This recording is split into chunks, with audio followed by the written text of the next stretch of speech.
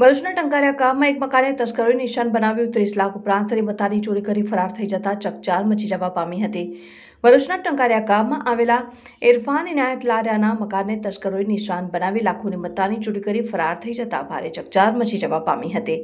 પ્રાપ્ત માહિતી અનુસાર પાદરિયા રોડ ઉપર રહેતા ઇરફાનભાઈ તેઓના પરિવાર સાથે ગત રોજ સવારે આછોદ લગ્ન પ્રસંગમાં ગયા હતા। ત્યારબાદ તેઓ ટંકારિયા પરત ફર્યા હતા અને ગામમાં પણ એક લગ્ન પ્રસંગ હોય ત્યાં ગયા હતા। તે વેળા સાંજના 6 વાગ્યાથી 9 વાગ્યાના સમય દરમિયાન કોઈ અજાણ્યા ઈસમોએ તેઓના નિવાસ સ્થાને પાછળના ભાગે ઘરમાં પ્રવેશી 44.8 તોલા સોનાના દાગીના અને રોકડા રૂપિયા 4,65,000 મળી કુલ 31,53,000ની મતાની ચોરી કરી ફરાર થઈ ગયા હતા।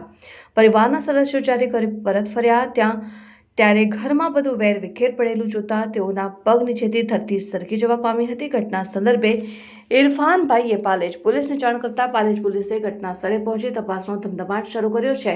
ઘટનાની જાણ થતાં ભરૂચ નાયબ પોલીસ અધિક્ષક સી.કે. પટેલ અને એલસીબી પોલીસે પણ ઘટના સ્થળે દોડી આવી તપાસ શરૂ કરી છે। ચોરીની ઘટનાને પગલે સમગ્ર ટંકારિયા પંથકમાં ચકચાર મચી જવા પામી છે। ત્યારે હવે એ જોવું રહ્યું કે પોલીસ તસ્કરોનું પગેરું મેળવવામાં કેટલી ઝડપથી સફળ થશે તે તો આવનારો સમય જ બતાવશે। રિપોર્ટર અજર પઠાણ, સત્ય ડે ન્યૂઝ, ટંકારિયા, ભરૂચ।